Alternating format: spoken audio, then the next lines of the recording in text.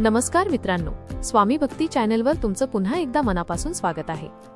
आज आपण एका अशा विषयावर चर्चा करणार आहोत जो अनेकांच्या जिव्हाळ्याचा आहे। ज्योतिषशास्त्रात अशा काही राशींच्या जोड्या असतात ज्यांना मेड फॉर ईच अदर म्हटलं जातं। अशीच एक जबरदस्त जोडी म्हणजे तुळ, लिब्रा आणि कुंभ, अक्वेरियस।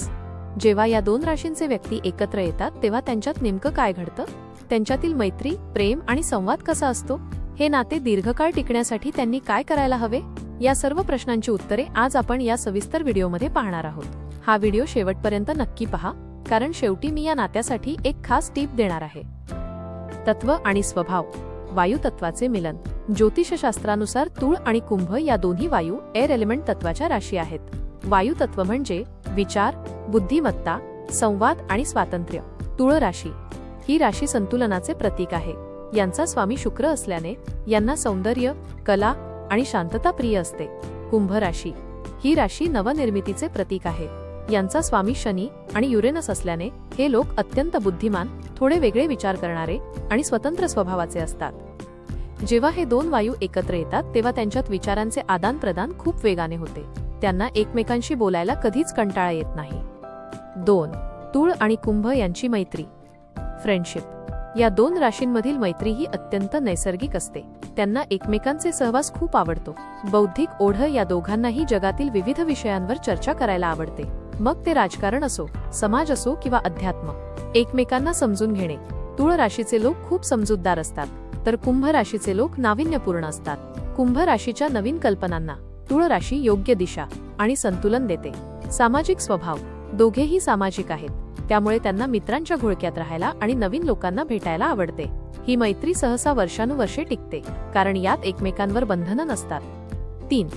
प्रेम आणि रोमॅन्टिक नाते, लव्ह आणि रोमॅन्स। प्रेमाच्या बाबतीत हे नाते एखाद्या चित्रपटासारखे असू शकते, पण त्यात प्रगल्भता जास्त असते।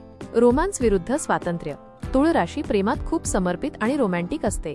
त्यांना जोडीदाराकडून सतत प्रेम आणि लक्ष हवं असतं। या उलट कुंभ राशीला स्वतःची एक स्पेस लागते।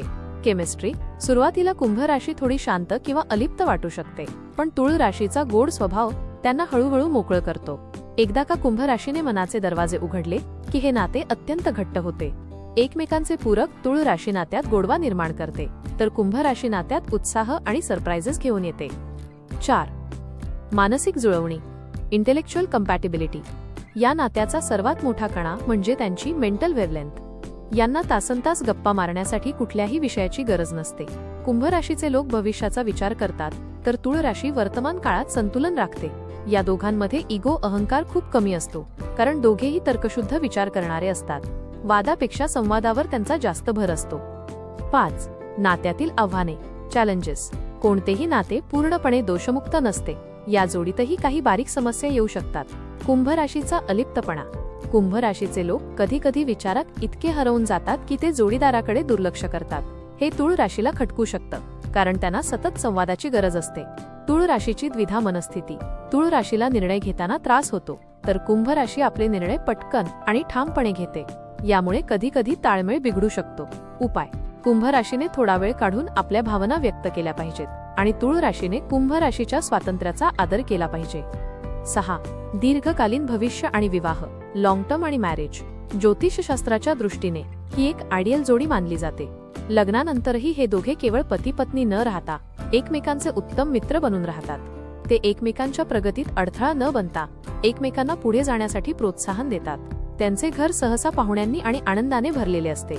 मुलांच्या बाबतीतही हे दोघे खूप प्रगत विचारांचे पालक सिद्ध होतात। निष्कर्ष, थोडक्यात सांगायचे तर तुळ आणि कुंभ राशीचे नाते हे बुद्धी आणि भावना यांचे एक सुंदर मिश्रण आहे। जर तुम्ही एकमेकांच्या स्वातंत्र्याचा आदर केला आणि मनात काहीही न ठेवता स्पष्ट संवाद साधला, तर तुम्हाला जगातील कोणतीही शक्ती वेगळे करू शकणार नाही।